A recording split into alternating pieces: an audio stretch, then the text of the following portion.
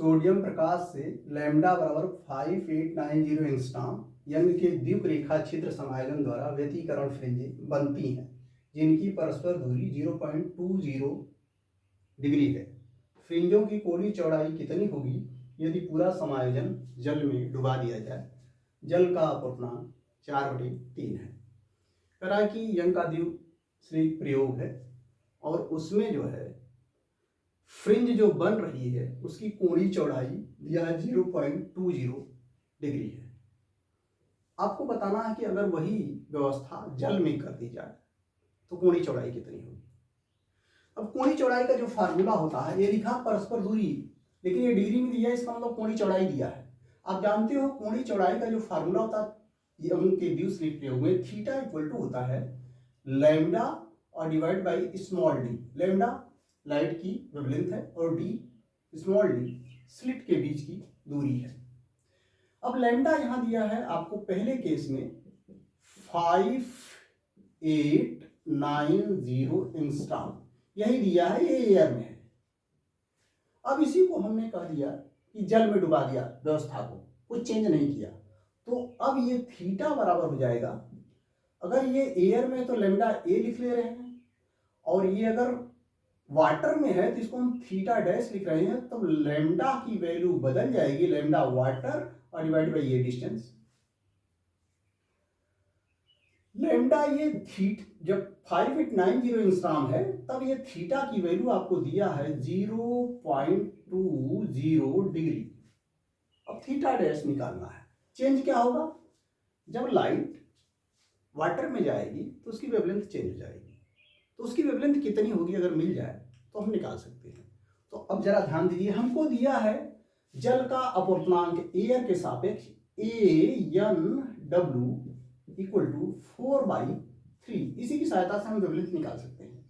लेकिन यहां पर एक तरीका और है, इसमें इसका भाग दे दीजिए, तो समीकरण 1 व समीकरण 2 से थीटा डैश और डिवाइड बाई थीटा बराबर हो जाएगा lambda W divide by small D, और डिवीजन इसका करेंगे lambda A divide by D से। लैम्डा W और डिवाइड बाई डी इंटू यहां हो जाएगा D divide by lambda A, तो D से D कैंसिल हो जाएगा, तो आपका जो मिलेगा थीटा डैश और डिवाइड बाई थीटा, ये आपका मिल जाएगा लैम्डा W और divide by lambda A। Lambda A हमको मालूम है, लैम्डा W नहीं मालूम है, उसके बदले ये W दिया है। आप जानते हो ANW बराबर एयर में प्रकाश की चाल C लिखते हैं और वाटर में प्रकाश की चाल मान लीजिए V है, तो C/V के बराबर होगा।